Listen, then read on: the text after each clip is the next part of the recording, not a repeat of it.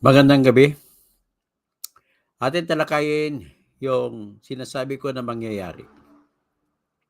Bayan, klaro na po. Klaro na po yung mga masamang balak ng mga kakampi ni BBM, kakampi ni Martin Romualdez, kakampi ni Saldico. Klarong-klaro na. Bakit po? Ito na. Tatapusin na daw. 2 hearing na lang tatapusin daw ni Erwin Tulfo ang Blue Ribbon Committee na hearing. Siya kasi nag-acting. So, ang ibig sabihin po, drama lang po ang lahat ng yan. Ang totoo lang dito ay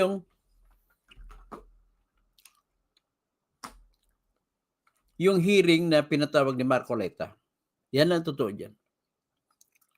Tapos, sa pangalawang araw na hearing ng Blue Ribbon sa pangunguna ni Marcoleta, ay nagsalita yung mga diskaya na mag-asawa. Binanggit si Romualdez, binanggit si Saldico, at anong nakita natin kasunod? Kasunod doon, ng araw na yun, nagkudita kagad, inagaw ng grupo nila Soto ang corona mula sa kay Chis Escudero. At kung nagaw, pinakaunang committee na pinakialaman ng grupo ni Soto ay yung Committee on Blue Ribbon. Kaya tinanggal kagad si Marcoleta. Ang pakay ng lahat doon at punot dulo dito ay si Martin Romualdez. Siyempre, natigil kang nagsunod si Lacson. Kampante na sana sila. Kampante na sana sila na hindi pupunta at walang ebidensya laban kay Tambaluslos. Kampante na sana sila. Pero ang problema, nagulat na naman sila, nasorpresa sila kasi po may sikretong testigo si Marcoleta. Sa katauhan ni Marine Sergeant Orly Regala Guteza na nagsalita na sobrang matapang sa Kongreso o sa Senado at inilahad ang katotohanan na siya ay kinuha na security consultant ni Saldico noong December 2024.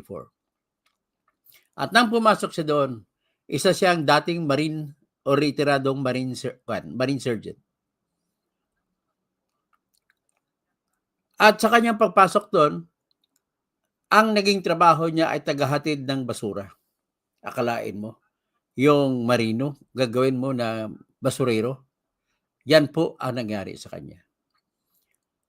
Hindi nga nagkamali, no? Tatlong delivery ng pera mula sa kung saan-saang lugar ang dumarating sa bahay ni Saldico dun sa number 28 Ladybug Street, corner Dragonfly. Dapat na binabanggit ni Gutesa ang detalye pati numero ng street, nagsasabi po siya ng totoo. At ang katotohanan pa ay hindi ka pwedeng pumasok sa Valle Verde 6 kung ikaw ay hindi ka gwardiya doon. So, ibig sabihin, binigyan po siya ng authority ni Saldico na pumasok sa Valle Verde para lang doon sa bahay ni Saldico. Marami sila, 90 sila na security forces. So, ang ibig sabihin, pag lumabas itong nabenta, tapos na ang bulate nila ni Martin Romualdez. Sigurado ako na ang testimonya ni Orly Gutesa ay magiging testimonya din ng mga lulabas na mga Marines. Kasi marami din siyang kasama ng ibang Marines. At may kasama din sila na ibang Scout Rangers. O hindi Scout Rangers, kundi SAF, Special Action Forces na mga pulis. Siyempre, tinrain din po sila sa pagiging honesty. So, sigurado to magsasalita na totoo at para sa bayan magsasalita mga yan kapag pinilit mo. Kaya, Erwin Tulfo, kung talagang ikaw ay makabayan, ipatawag mo sa sunod na hearing ang lahat ng gwardiya na inassign ng Navy, ng Philippine Navy, ng Philippine Air Force, ng Philippine Army, at Philippine Coast Guard inassign doon kay Saldico at kay Romualdez. Lahat sila. At imbestigahan. Para malaman natin kung ang sasabihin nila ay kaparihan din sa sinabi ni Orly Gutesa. Naniwala po kami sa mga Marines na ang Marines po ay hindi lang matalinong klaseng tao, kundi sila po ay pinaka tapat sa bayan, tapat sa katotohanan. Yan po ang ugali ng mga Marines. Kaya nga pumapalakpak yung Medal of Valor awardee na Philippine Marines na si Ariel Quirobin. Ang dami mga Marines na mga Medal of Valor awardee. Na sa totoo lang, kagaya po sa Mexico, inalis nila ang lahat ng pulis sa police stations dahil talamak ng droga hindi na mapapatigil. So para makapag-train sila ng bagong pulis, nilagay muna nila ang Mexican Marines sa lahat ng police station. So ibig sabihin, when push come to shove, we can rely only on one kind of people, the Marines. The few, the proud, the Marines. Hindi ako magtitiwala sa mga premier. Pag galing sa kanilang paaralan, ang tawag sa kanila, courage, integrity, loyalty. Paglabas ng paaralan, unti-unting nawawala. Kapag maging rangko na major, colonel, at kung maging rangko na ng general, wala na. Yan po ang klase ng mga PME. Sa school, stricto sila magpa-implement ng tinatawag na honor code. The cadet does not lie, cheat, or steal, nor consent to the doing of any. Pero kung hindi na cadet, sundalo na, masapin. Pero pag Marines, the few, the proud, the Marines. Kaya ang mga premier na pumunta sa Marines, yan ang maasahan mo. Kaya dito, ang nangyari, nirekomenda ko sa iyo, dapat huwag mong itigil, Erwin Tulfo, ang investigasyon. Sinabi kasi, nakuha ko itong balitang ito kay Teacher Mark Reacts, kaya pinalo up ko kayo. Kasi ang ito lang pong ebidensya na talagang, bakit ka? Tatanungin kita, Erwin Tulfo, sumagot ka sa akin. Bakit nung nagre-raid kayo ng mga budiga ng bigas doon sa Bulacan, lagi mo kasama si Erwin Tulfo? Bakit? O bakit, Erwin Tulfo? Bakit lagi kang kasama? Ibig sabihin po, you are here to protect Samuel Akpan, Martin Romualdez at all cost. Kaya, kababayan, huwag niyo iboto itong Erwin Tulfo ito. Switik ito. Ito po ay fake news na senador. Kinasuhan ko ito sa Senate Electoral Tribunal dahil siya ay Amerikano. Ang problema ko lang sa Senate Electoral Tribunal, hanggang ngayon hindi ko pa natatanggap ang kanilang summons para umpisahan na ang pagpatakbo ng kaso. So, wala pa ko na. Binalita nga kanina ni Teacher Mark Reacts, 2 hearing ka na lang doon kasunod, tapos lilipat ka sa farm to market roads. Hey. Ay, nako. Talagang gagawa kayo ng gawa. Lahat ng drama gagawin nyo para lamang may salba. Alam mo ba bakit? Unang tanong ko lang sa inyo, ito'y katotohanan. Bakit nag-resign si Saldico? Isang sagot lang yan. Para maprotektahan ang kasunod sa kanya. So kung maprotektahan ang kasunod sa kanya, si Martin Romualdez, ang tanong naman, bakit umalis si Martin Romualdez? Kung protektado na siya ni Saldico dahil nag-resign si Saldico at hindi natin makahagilap at siya ay umiikot-ikot na sa Europe, at mind you, ang Europe po kasi, Teacher Mark Reacts, napaka-convenient place to escape. Bakit? Papasok ka lang sa European community, kahit sang bansa ka papasok, lipat-lipat ka lang. At kung bakit Europe ang favorite places ng mga corrupt na tao ngayon, pati si Arjo Ataydi doon sa Europe. Bakit? Isang rason, sa Amerika po hindi na sila makapalagay ng kanilang ill-gotten wealth. Ang magagawa nila sa Amerika ay higpit na kasi si Trump ngayon. So, saan sila? I-deposito nila ang kanilang nakaw na pera sa mga bansa doon sa loob ng Europe na hindi sakop ng AMLAC. Ano 'yon? Liechtenstein, Luxembourg, Monaco. Hindi po naghagilap ng AMLAC yan. These countries are designed to collect all the rotten monies in the world. Kasi kailangan ng mga bansang ito na maliliit ang pera kasi gagamitin nila na capital sa negosyo ng ekonomiya nila. Kaya kahit napakaliit, the richest country, Monaco, Liechtenstein, Luxembourg, wala pang kakatang mas malaki pang Singapore dyan. At sa German, isang hakbang lalakarin mo lang, Liechtenstein na. Ganun po ang ginagawa na. Bakit sila bumibili sa Montaigne Avenue sa France? Andiyan bumili si Saldico. Si Arjo Ataydi naman, bumili naman doon sa Cannes, France. Ang bahay niya sa Cannes, France, katabi ng bahay ng mayor ng Cannes sa France. Yan ang rason kung bakit pumunta sila doon. Ang perang ninakaw nila sa Pilipinas ay talagang mahirapan natin makababawi sa kanila. So ngayon, kung umalis si Martin Romualdez, ibig sabihin po, hindi siya safe. Kung dito lang siya, kung wala, kahit wala na si Saldico, lulusot pa rin ang ebidensya laban sa kanya. Para safe siya, iskerda mo na. Bakit siya kailangan mag-iskerda? Kung siya lang naman. Ibig lang po sabihin, ang logic mo, i-extrapolate mo, ibig sabihin, iniiwasan nila na pupunta kay BBM ang lahat. The buck still ends in the hands of BBM. Bakit ko nasabi na BBM? Teacher Mark Reyes, bakit? Di ba naalala mo, mayroon silang tinatawag na FLR, for later release. May mga pundo, although may program sila, pero for later release. Ang tanong, sino nag-approve na kung i-release ang pundo ng flood controls? Si BBM, sumo siyang presidente. In other words, pag na-release ang pundo, may consent si BBM.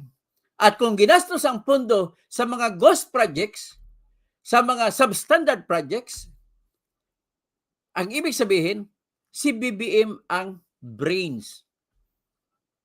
Ngayon, ang ibang pundo ay walang pundo. Ang ibang budget na flood controls ay walang pundo. So, saan nila nilalagay? Para ilusot nila. Siyempre, ubos na kasi yung pundo, nagkanikaya sila sa second reading, kaya ikaw, Risa Hontiveros, nagkipaghabol ka rin. Do not fool the people that you did not insert funds. The fact that you inserted during the deliberation in the second reading, insertion yun. The meaning or the distinction between insertion and amendment, tinatawag mo lang amendment yun. No, it's not an amendment. Ang amendment po, Teacher Marquez, if you amend, meaning to say, there is that original thing that exists, and if you want to amend, tatapyasan mo lang yan. Andun pa rin ang original, ang mukha ng original item. Andun pa rin ang original budget. Tinapyasan mo lang o tinanggalan o pinataasan ng pundo. Ibig sabihin, bakit binibigay ng konstitusyon sa House of Representatives ang budget matapos gagawin ng presidente? Ibig sabihin, para ang trabaho lamang ng Kongreso ay limitado lamang sa ganito. Number one, chichikin nyo kung nasa batas ba yung budget na gustong gagawin ng presidente ng Pilipinas. Pangalawang check, tama ba ang presyo nilalagay? Kaya dapat mayroon kayong canvasser. Ikot-ikot kayo kung tama yung kung tama yung punta, yung mga presyuhan. Yan lang trabaho nyo, hindi na kayo pwede lumabas dyan. Ibig sabihin po, ang insert, pag nag-insert ka naman, ang definition ng insertion, naglagay ka ng bago na hindi galing sa presidente. That is unconstitutional. Bakit? Sa Section 22, Article 7 ng ating Constitution, nagsasabi na ang sole authority, exclusive authority sa pag-propose kung ano ang gagastusan, magkano ang gagastusin, ay nasa kamay ng Office of the President. Ang kapangyarihan ng Kongreso ay re-revisahin lang, reviewin lang kung tama ba o mali. Ganun lang kasimple. Wala kayong karapatan na maglagay ng bago. Kaya, Risa Hontiveros, do not fool the people. Dahil sinabi mo, amendment, tinawag mong amendment. Ito rin si Drilon, tinawag na amendment ang insertion. Fool the people. Kaya wala akong respeto mga dilawan, mga pinklawan, kahit yung mga BBM, kahit yung mga Duterte na senadors, wala rin akong respeto sa inyo. Pare-pareho lamang kayo. So ngayon, balik tayo doon kay Erwin. So, ibig sabihin, the buck really ends in the hands of BBM. Ibig sabihin, last touch si BBM.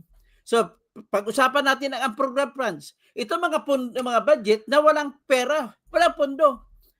Pero pinaghabol pa rin ang congressman na ilagay sa program. At ayaw nila tanggalin yung program. Bakit? Kung titingnan mo, sa biglang tingin mo, ang unprogrammed teacher matrix, walang pondo. So bakit? Why the heck? What is the fuss in that kind of thing? Wala. Kasi wala namang pondo eh. Pero pala, ang lalim ng diskarte. Wala nga pondo, unprogrammed, ang gagawin nila teacher matrix, kung makakampi na si BBM, Sir BBM, bawasan natin pondo yung total marami namang pera yung in your executive power. Sabihin na lang natin 50 billion na lang ibigay sa PhilHealth. The rest na budget, wag mo na i-release. Bakit? Kailangan natin ipondo sa program funds. Kita mo na? Ganun lang kasimple. Tapos, di ba, tinapyasan nila yung PDIC, yung insurance agency para sa lahat ng bangko. Kung magdeposito si teacher matrix sa bangko ng 500,000, kahit magsarap ang bangko, mababawi pa rin yung kanyang 500,000. Yan po ang papel ng PDIC, Philippine Deposit Insurance Corporation. Ngayon, lumubo na yung pera ng PDIC. Saan ba kumukuha ng pondo ang PDIC? My God, kumukuha ng pondo sa mga private banks. Walang pondo na kinuha sa gobyerno yan. Bakit mo kukunin yan? Pondo ng mga private banks yan. Ang tawag niyan sa pondo premiums. Para sa ating tao, magpa-insure tayo. May sasakyan ka, teacher matrix, sasakyan ako. Kumuha na ng insurance, kung mawala, sa kaisipan ng karda pasakyan ko, papalitan na bago. Saan nang galing ang pera ng insurance? Hindi sa atin mga in-insure. In the same manner, ganun din ang pera ng PDIC. Walang pera ang gobyerno dyan. Anong ginawa? Kinunan pa ng pondo, 117 billion para ipondo lang sa unprogrammed funds na mga flood control projects. At saka, multi-purpose building. Yan mga paborito nila, pagkakitaan nila. Kaya pag dumating ang the big one, teacher matrix, natatakot ako. Ang mga multi-purpose building po, substandard, hindi sinunod ang engineering design. Natatakot ako. Ang dami-dami diyang mga barangay hall, mga multi-purpose building na matutumba. Masaksihan mo yung mga city hall ng Bugo City. Ano yung Bugo? Di ba? Sa Cebuano, ang Bugo, Bubo. May isa doong si Mike Romero na vlogger sa Pagadian, hinuli ng NBI. Bakit? Ang ginawa sa imagination niya, linagay niya sa Facebook, litrato ni Bongbong Marcos, kasama sa kanan niya si Pam Baricuatro, sa kaliwa niya si asawa niya, si Prasco, anak ni Gwen Garcia, at saka may kasama pa, nagpa-picture sila sa City Hall ng Bugo City. Ang tamang pronunciation, Bugo City. Ang haligi ng Bugo City Municipal Hall, wasak. Tapos, may pangalan, Bugo City Hall. Nilagyan niya ng arong pula. Shhh! Headshot daw yun? Death threat daw sa president? Hindi! Ibig sabihin ni Mike Romero, ito ka, Bugo. Pag i-pronounce mo, patigas ang dulo, Bugo, ibig sabihin, Bobo. Ibig sabihin ng presidente si Marcos, Bobo. Tapos hulihin ni Jimmy Santiago, death threat daw sa president. Kita mo, sinong Bobo? Si Jimmy Santiago ba? Ganun ang mga officer natin ngayon na pinoprotektahan ang si BBM, si Romualdez, si Saldico. So, ibig sabihin, bakit ang tapang? Unang tanong ko, bakit matapang si Saldico? Magsalansan ng mga pagsigit-sigit ng mga flood control projects. Ano yun may budget yan, program funds yan, hindi yan ang program. In-insert nila yan. During the period of amendments. Ang period of amendments, 3 reading kasi ang paggawa ng batas. First reading, ang ginagawa lang sa first reading, teacher Marquez, sasabihin ng majority floor leader, sabi na, Mr. Speaker, here is the proposed bill coming from Representative Teacher Mark Reacts of Pampanga. And this is the bill seeking to create, ganon. Sabihin nga yung speech, refer that to the Committee on Education. Kaya kung halimbawa, tungkol sa edukasyon. Ganon lang ang first reading. Next, second reading, pagkatapos na ma-refer, tatanggapin ng committee, gagawa ng hearing ang mga committee, yan na ang sakop ng mag-uumpisa na second reading. Pag matapos hearing ang mga committee, ang ano man ang pinag-usapan nila sa mga members ng committee, may binabago sila sa bill, isama para sa second reading. Magpa-imprinta sila ng bagong bill as confirmed to by the committee in charge. When it comes to budget, ang committee in charge is House Committee on Appropriations. Ang chairman dyan ay si Swansing. Buti hindi naging Kausing. So ngayon, pina-imprinta nila ngayon ang final bill ng budget bill. At nakalagay ngayon dyan. So ngayon, ang ginagawa ng mga senador, during the hearing pa lang, at saka mga congressmen, sikreto yun, walang debate na yun. Sikreto na yun, kalalapitan lang yung chairman ng appropriations. So, Pajira, o di kaya kaibigan, pakisingit mo naman sa akin doon. Dami kasi nag-request sa akin doon ng mga barangay kapitan. Ito, singit.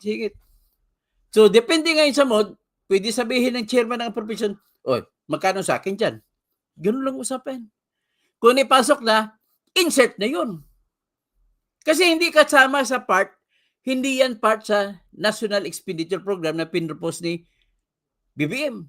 Pero kung minsan magagali sila, Teacher Mark Reacts, para hindi titingnan na singit, doon pa lang umpisa pa lang sa DPWH, tabagan na kagad nila ang DPWH, pakisingit naman proyekto ko dyan. So, haharap ngayon sa mga mata ng congressmen na hindi yan singit, kundi tawagin na NEP funds yan.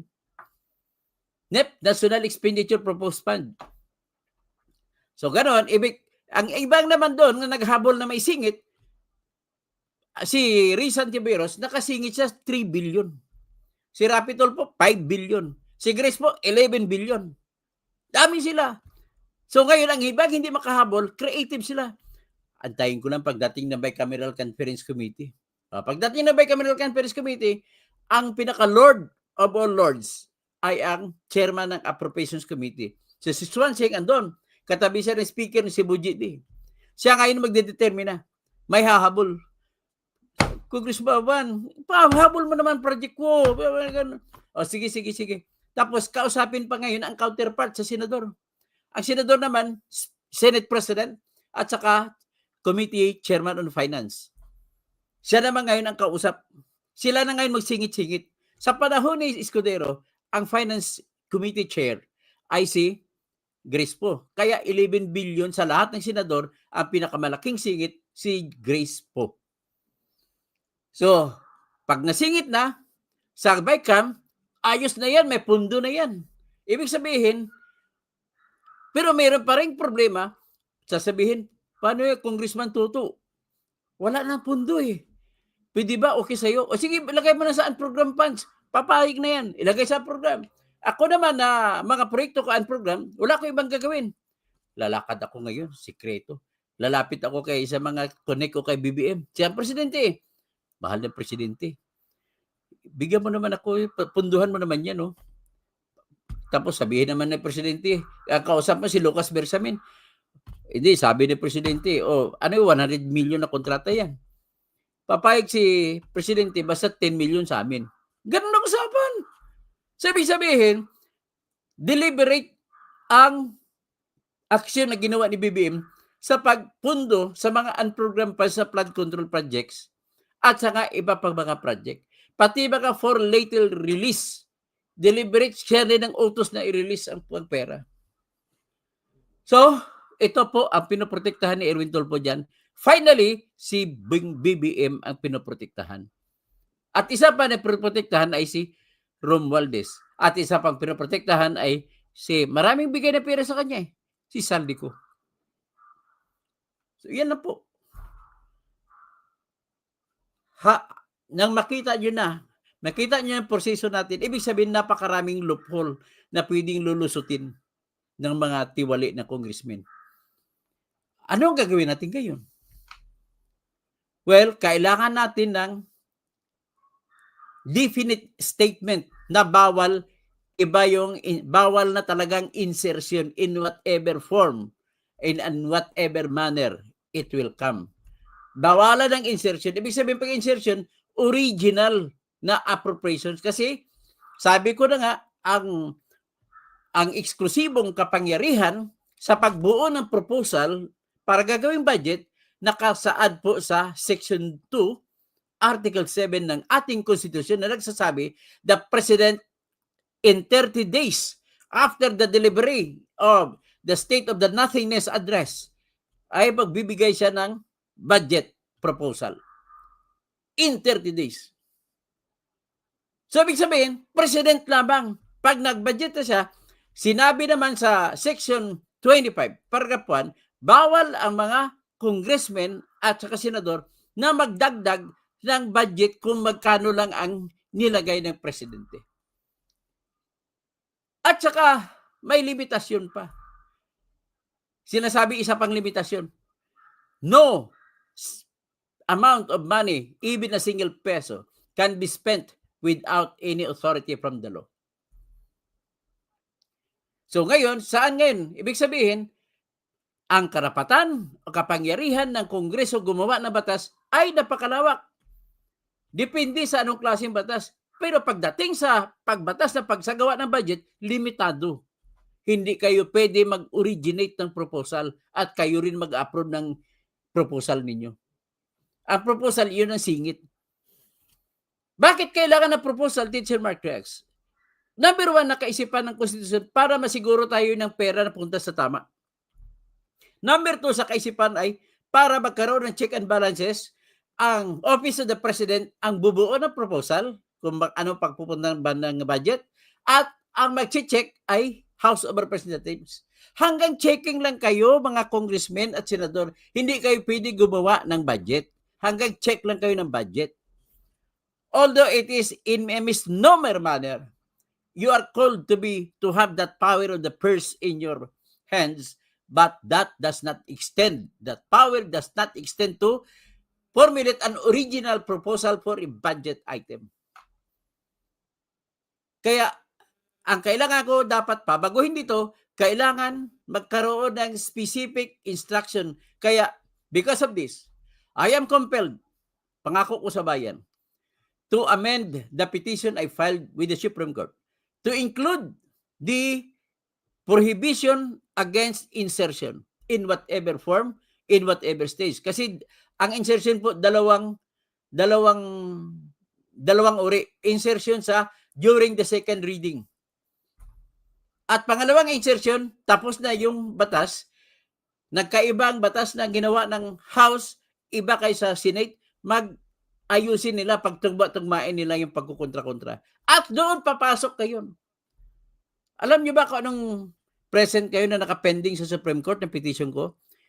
Ang subject matter po nito, Sir Mark Rex, ay 2024 na budget. Kung saan kini-question ko yung paglagay ng budget na 12 billion pesos doon para sa plebiscite budget ng COMELEC na wala namang plebiscito. Siningit lang yun. Kaya question ko, I invoke that the right of the Congress is to only to reconcile, the power to reconcile conflicting provisions or differing provisions between the version of the House of Representatives and the version made by the Senate. Limitado lamang power lang. So, they do not have that power to insert. Yan ang argumento ko. Ang problema ng Supreme Court, 2026 tayo ngayon, hindi pa rin decision. Pinasagot ng ang OSG, hanggang ngayon, wala pa rin. So, amindahan ko ngayon to include the definition of insertion as against amendment per se. So, yan lang ang pangako ko sa inyo. I'll try my best na makahabol ko pa. So, at least, naintindihan nyo na siguro kung ano, ang purpose lang ni Erwin para limitahan lang sa 2 hearing, total hindi niya mapatawag, kasi limitado, 2 araw, 1 linggo, 2 hearing, wala na. Isasara na nila, gagawa na sila ngayon ng committee report. Tawagin man lang partial report yan o full, pare-pareho pa rin yan. At hindi na sila magsagawa ng hearing ulit. So, partial report ang tawag nila. Kasi obligado sila gumawa ng report. Obligado sa Constitution. So, with that, Lilipat sila, bagong issue, bagong subject matter, yung farm to market rules. True enough. Ang farm to market rules, pag makita mo na Teacher Mark Reacts, captured pa rin ni Saldico. Ang SunWest Corporation at saka yung Highton Construction na kanya rin, at dalawang rehiyon lang ang mayroong tinatag na farm to market road sa pinakamalaki. Yung Bicol, Region 5, at saka yung isang region. Ngayon, pariha din ang sistema kaysa DPWH flood control projects. So anyway, I am still hopeful na may kamay pa rin dyan si Martin Romualdez na lilitaw at mabibisto pa rin siya ng bayan. So, we cannot depend in the untrustworthy congressmen and senators. Kaya pangako ko sa iyo, isa lamang po hawak na disbarred na abogado na magsasampa na petition. Bukas o makalawa, i-file ko na sa Supreme Court ang pagbabago. Iklaro na ng Supreme Court, ano ba talaga ibig sabihin ng insertion? Kailan pwede ang insertion at kailan hindi pwede? Ano ang ibig sabihin ng amendment at kailan pwedeng amendment gagawin ng mga congressmen, senators? At aking petition ay for the specific purpose ng pagpasa ng budget lamang. At wala na, hindi ko na sasakupin ibang klaseng batas. Kasi pag sa ibang klaseng batas, malawak ang kapangyarihan ng mga congressmen at senador na magbago-bago. Hanggang dyan lang muna, no? Salamat, no? Edgar Nacion, Vicente Serna, si Teacher Mark Reacts, Mary Jane Acero, tapos si Bisja, Rudy Rabi Pastor, tapos si Romel Bengson, Naimbang Rabi, may pabigay sa mga kabalin ko, Love TV Patrol, 1 versus 1, The Good Runner, The Road Runner, takot si Erwin na booking ang baho ng party list niya. Kasi ang party list niya na AXIS, sinabi ni Gutesa na iyon si Congressman Eric Yap ang nag-deliver ng 46. Ha? Tigil mo na ako dito. Ang 46 na maleta, hinatid ni Congressman Eric Yap sa bahay ni Saldico. Tapos, pagtanggap nila ni Gutesa, ipinabilang kay Mark tsaka John Paul. Tapos, nang matapos bilang, hinatid doon sa bahay ni Saldico, doon sa BGC, doon sa Shangri-La, sa 56th floor, yung penthouse kay Saldico yun. Inakyat doon ang 46 na balita. Tapos inantay lang, pagbalik, 35 na balita, hinatid naman sa number 90 Nara Street. 42 McKinley Street. Forbes Park, Manila. Yun ang bahay ni Martin Romualdez. From there on, pull out na sila ni Gutesa. Hanggang doon lang alam ni Gutesa. At least alam niya na dinala nila sa bahay ni Martin Romualdez. At sigurado, walang duda, kay Martin Romualdez pupunta yun. Next, ilang beses sila na-deliver doon? 3 times a week. Kasi 3 times a week din may delivery sa bahay ni Saldico. Pagdating na ng the same routine. Pagdating doon sa number 28, Ladybug Street, corner Dragonfly, ay dadalhin doon sa BGC, sa Shangri-La. Tapos, from that, ihatid naman sa bahay ni Martin Romualdez, doon sa 42 McKinley Street, Forbes Park, Makati. Ngayon, later on, hinatid doon na sa iba pang bahay, number 90, Nara Street, Forbes Park, Makati. Yung pala, bahay pala yun ni Michael Yang na binili ni Romualdez. Bakit? Akala ko tinitira niyo si Digong Duterte sa drugs. Bakit bumili at tinuturo niyo na si Michael Yang, tao ni Duterte? Bakit bumili ka kay Michael Yang, Mr. Romualdez? Kung talagang drug lord si Michael Yang. Diba? Ibig sabihin, kung binili mo yan, di bumili ka rin ng maruming bahay kasi galing sa droga. So anyway, after that, ang kasunod na delivery nila, the same routine, pero this time, doon na sila sa Aguedo Street, sa katabi ng Malacanang Palace. Doon na sila nag-deliver. Para katabi ni Bongbong, madali na lang ihatid. So ngayon, tingnan natin ngayon sa numero. Nung tinanggap nila yung kay Eric Yap, 46 na malita. Binihinatid doon sa BGC na bahay ni Saldico, ang 11 iniwan. Ang 35 binigay kay Romualdez. Ibig sabihin 35, Kay Romualdez lang ba yung lahat? Hindi. Meron na kay Bongbong. Malamang yung 35, 15 ang kay Romualdez, 20 ang kay Bongbong Marcos. Kaya, huwag na tayo magbulahan dito. Ay, nako. Tapos Roadrunner, tapos Fire, ganyan naman pa sila, protecting each other. Oh. Tapos sa atin, bihira tayo makakita 1,000. Sila, ang 1,000 na 1,000, 1 million, nasa maleta lang. So si Fire, they treat politics like business. Mercado Cathy, Dr. Kausing, good evening ho at lahat ng mga viewers mo. Salamat po. The Roadrunner, hinayaan ni BBM magnanakaw si Tambi dahil malaki daw ang ginastos si Tambi noong campaign period. Nako. Teacher Mark reacts, no balance no balance it out. hindi upload. So, Elizabeth Linsangan, magandang po, Dr. Toto Tirador, watching from Los Angeles, California. So, Seawolf, good evening, Dr. Toto. Bergie Piquero, Marcos, mastermind of corruption. Angelito Pajardo, Sinatong Tulupong, magkano ka? Tapos Mary Masidong Agagen, Tulpo Dutayka. Tapos Elizabeth Linsangan, masalamat po sa iyong palipad. Brent Santos, mamayang gabi. Tapos Bergie Piquero, thank you Sir Toto Kausing, your blog is very informative. So Mercado, Cathy, Dr. Toto Kausing, good evening at pati na rin sa mga viewers nyo. Elizabeth Linsangan, Naimbang Rabing, mga kayo amin, mga kabsat ko, hanggang sa Imornibal, sa La Union, pati kayo na sa Ilocos Norte, Ilocos Sur, Naimbang Rabing kay, Chabit Singson, Manong Chabit, Mary Rose, tapos Bergie Piquero, Romel Bengson, in aid of legislation lang daw at hindi nagpaparusa ang Blue. It doesn't matter kung hindi nagpaparusa. What is important is the information that will be shared to the public. Luko-luko talaga sila.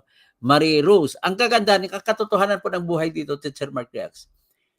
Pag nagsampa ka ng kaso sa ombudsman, hindi alam ng tao, pwede magikin. Ngayon sa ICI, yan ang problema ko, magikin nila yan. Kasi hindi alam ng tao kung ano nangyayari. Pero kung dinaan mo na sa hearing sa House o sa Senate, bago nila kinaso, yan ang mas maganda, pabor ang tao dyan. At least nakita natin kung paano sila sumagot. Si Mary Rose, Toto, meron din daw insertion si Ping Baliling. Mutya ka, Baliling. Layo-layo. Ping Lakson, Baliling. Koratong. Ay, nako. Rayon season, Katoto, yung unprogrammed funds are funds or money or budget. They are not projects without funds. Correct me. So, they are, sabi mo, they are not projects. Project pa rin sila, pero wala lang pundo. Unprogrammed projects ang tawag nila dyan. O unprogrammed allotment. Pero pag napunduhan nila, magiging project na natutuong project. So, Bobby Admain, may taong mastermind na nagkukumpas sa mga ginagawa niya para iligtas ang amo nila. Isusumbong ko siya kay Ben Tolpo. Ben, patulong ka. Birahin mo kayong kapatid mo. Di ba sinabihan mo na yung winarningan bitawan niyang Blue Ribbon Committee? Ginagamit siya. Lupit ng analysis mo, Toto, dahil dyan naniniwala kami. Yan naman ang katotohanan ng buhay. Yan naman ang batas. Sa proseso ng paggawa ng batas, i-analyze mo lang konti, ilagay mong desire to earn money. So, tapos Rayon season, Katoto, unprogrammed funds are not projects without funds or budget. They are funds or budget that are still mas maganda siguro Rayon season, gawin na natin. Unprogrammed projects or funds are projects that only waits to be allocated. That only wait to be allocated. Pero sigurado lalagyan nila. Rodel Calinog, punta na tayo sa Forbes. Okay? Dapat nga pag people power kayo sa Forbes at nakalusubin yung mga bahay nila. Ang bahay nila, pag-ari natin lahat yun. Kay Martin Romualdez, 6 ang bahay niya sa Forbes. Honorio Bangkaya, para matakpan din ang tulpo sa Kongreso. Rinon season, Katoto, yun, nabasa ko na yung Rinon. So in other words, they are extra funds. Actually, ano yan eh, hindi extra funds eh. Ang ginagawa nila rin ni masama, magdidesisyon si BBM, ang iba huwag na implement. So may savings ngayon. Pag may savings, pwede na ipasok sa program funds. Ang pagpili pala kung aling program funds ang gagastusan, si BBM ang namimili nun. Kaya huwag siya magsabi na inosente siya dito. Halen Baguio, Rodel Calinog, halina kayo mga kadidies. Toto Kasing, punta na tayo sa Forbes. Kunin niyo lahat ng bahay sa Forbes, sa inyo yan. Bayad niya may-ari. Reno season, that's why dyan kinuha yung 600 million flood control project ni Villanueva because they are extra funds. Actually, hindi ako alarm aware dyan, pero mukhang sa kwento, mukhang saan program funds na galing pati yung kay Jinggoy. Elizabeth Linsangan, sana mapatalsik na ang mga magnanakaw sa kaba ng bayan, kawawa ng Pilipinas, lalo na sa manghirap nating kababayan. Mary Rose, dapat magrally na sa harap ng Senado, di sa harap ng Forbes Park. At manawagan na ituloy ng hearing. Dapat ituloy ng hearing. Kahit hindi na si Marcolita mga mangulo, pero kaya lang pag si Ping Lacson sa kasi kung bakit umalis si Ping Lacson, hindi niya kaya na mapapatawag si Romualdez. Yan ang katotohanan ng buhay diyan. Froxlex, have watching from Surigao. Seawolf, sa madaling salita, ligtas na ang pamangkin ni Erwin na pinakamalaki ang pondo sa flood control at umiinom ng wine doon sa Omnia Bar dan sa Las Vegas, Nevada. Nagbabayad ng 6.7 million, 2 gabi sa bar. Si Alex Tapawan, gandang gabi po. Emmanuel Chan, Atty. Toto Tirador, kaduda-duda ang mga pahayag ni Gutesa. Hindi po ako nagdududa doon. Tama po 'yun. Pasensya ka na po. Yun ang paniwala ko talaga doon kasi nagiging trial lawyer po ako. Alam ko yung mga testigo na sasalita ng totoo at alam kong hindi. Romel Bengson, Tirador Toto, ano ang balita sa rally? Wala akong merong kukunti lang ata sila ng tingin ko. Bibiana Salas Udal, good evening Dr. Toto Kausing. Wala talaga kwenta ang tulpo. Gibien, like father, like son. Ganun nga. Reno season, I beg to disagree. O sige, pag-disagree ka rin. Okay lang yan. Fire, it's all because of money. So Manila LB TV na makaiyak. Danigar, mga punyeta sila. Bibiana Salas, Odal, sana Dr. Toto, butuhin ng tao, batuhin ng tao na bahay ni Romualdez. Siguro, mas maganda siguro, ipakita ko sa inyo dito yung ginawa ng mga Indian, ng mga sa Indonesia. O ipakita ko lang ginawa sa Indonesia. Alam mo, hanggang ngayon, mainit pa rin mga tao sa Indonesia. Ang bahay ng mga opisyal doon sa Indonesia, giniba nila yung pader at pinasok at binato-bato ang bahay na parang Forbes Park. Ito, tignan nyo. Sa Indonesia ito. Ito. Ba nila yung bakod?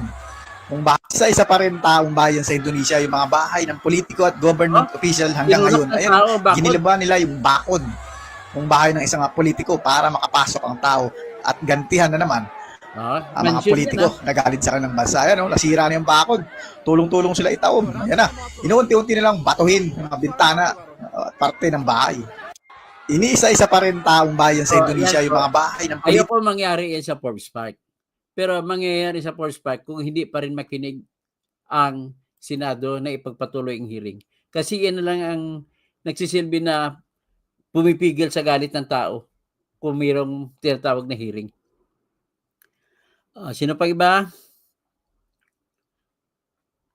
Paulo Vicente Villegas, Dr. Toto, pati din sa Nepal. Sa Nepal, ganun din. Sa Nepal. So, with that, I'm asking you to pray for the Philippines. Salamat po. Sana mayroong divine intervention. At yan din po ang subject matter ng Orata Imperii sa Catholic Church kanina ng simba ko.